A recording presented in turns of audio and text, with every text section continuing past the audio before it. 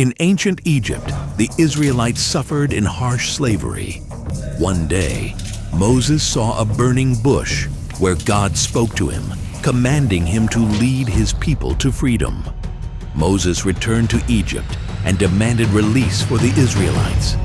When Pharaoh refused, God sent the 10 plagues, miraculous signs showing his power, and the message that oppression would not last.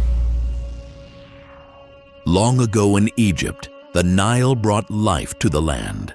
But when Pharaoh refused to free the Israelites, Moses stretched his staff over the river at God's command.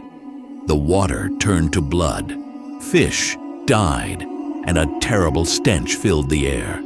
Desperate for clean water, the Egyptians found none. But Pharaoh's heart remained hard. The first of 10 plagues had begun.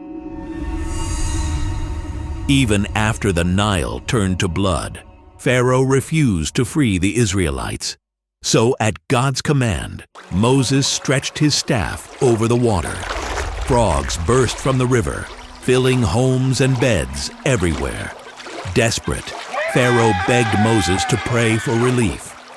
Moses did, and the frogs died, leaving foul piles behind. But Pharaoh's heart hardened again, refusing freedom, so another plague was coming. Still, Pharaoh refused to let the Israelites go. So at God's command, Aaron struck the dust with his staff. At once, the dust turned to lice. Tiny insects swarmed over people and animals everywhere, making life unbearable. Egypt's magicians tried and failed, whispering, "This is the finger of God." Yet Pharaoh's heart stayed hard, and so the plague of lice brought more suffering as another warning loomed over Egypt. Still, Pharaoh wouldn't free the Israelites, so God warned him, if he refused, swarms of flies would cover Egypt. Suddenly, flies filled homes, markets, and even the palace, the air thick with their buzzing. But in Goshen, where the Israelites lived, not a fly appeared. Pharaoh, overwhelmed by misery, offered freedom if the flies would leave. Moses prayed, and the swarms vanished. Yet relief brought only stubbornness. Pharaoh broke his promise, and Egypt's trials pressed on. Yet Pharaoh's heart stayed hard. God warned him, if he would not listen, all the livestock of Egypt would die. The next day, horses, cattle, sheep, and goats fell dead across Egypt, but in Goshen, the Israelite animals were spared. Even after this loss, Pharaoh refused to let the Israelites go, and Egypt's suffering deepened. Pharaoh still refused freedom for the Israelites. God told Moses and Aaron to toss soot into the air before Pharaoh. The dust settled over Egypt, and painful boils broke out on people and animals everywhere. Even the magicians could not stand before Moses, suffering from sores.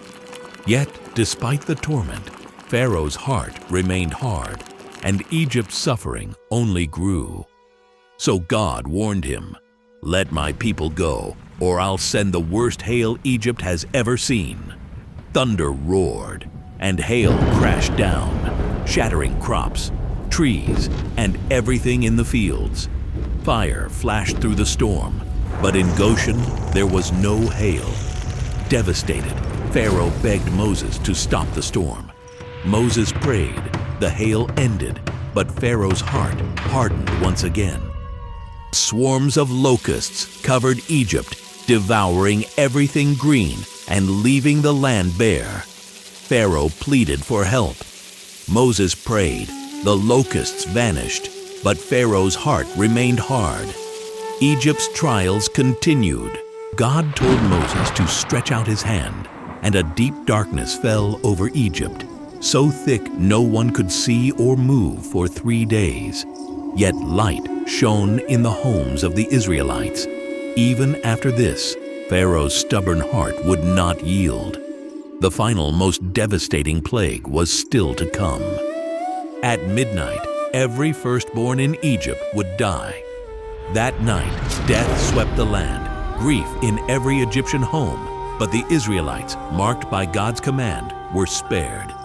Broken, Pharaoh told Moses, "Go, leave my people." At last, the Israelites were free, delivered from slavery by God's mighty hand. Each sign revealed the power of faith, but in these darkest moments, a path to freedom emerged. The Israelites would soon leave their chains behind, guided by hope and the promise of a new beginning.